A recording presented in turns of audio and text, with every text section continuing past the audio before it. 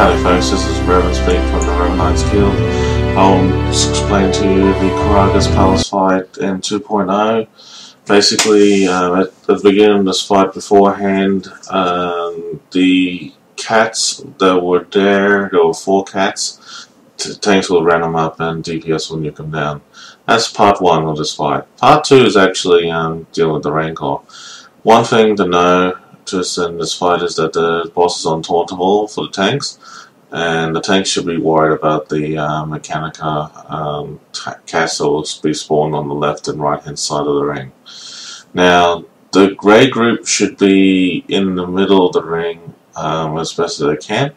The one thing that people have to be mindful of is that in terms of the cleave from the boss, they should not be in front of the boss.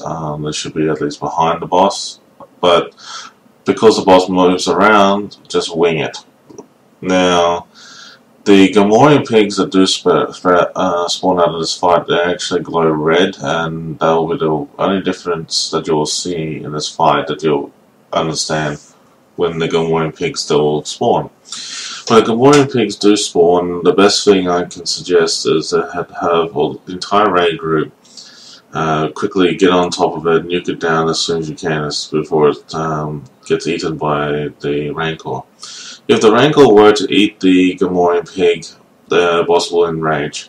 Not in like a hard enrage, but will deliver a lot of damage to the raid group. Now, if you don't top up the person who's getting stomped or smashed down by the boss on top of him, pretty much that the boss will one-shot the person he's dealing with if heals are not up to scratch. The only thing that I noticed in this fight is that the Gamorrean pigs will spawn out quicker as the DPS is producing the numbers of damage on the boss throughout the whole fight. Now, the cats, the Mechanica cats, the one thing about these cats is that when they do come outside, tanks can taunt them, single taunt them, and pull them into underneath the boss or just beside the boss. And the best way to do it is to have the tanks, DPS the cats down. If they do need assistance, the best bet is to have the DPS assist the tanks whenever they need it. The one thing that I've noticed in this mechanic is that the boss does deliver more damage in all difficulties. The one thing I will admit that there's not much to change between each difficulty. So for a hard mode, nightmare mode, or story mode, you can just basically rickroll it. The only thing I can say about this fight, guys, is that you have to be mindful that the raid group should be in the middle of the ring, and if he does do cleave, they'll knock you back. Just avoid being punted off the edge of the ring. Aside from that, the one thing I can say is that this fight is a very enjoyable, relaxing fight.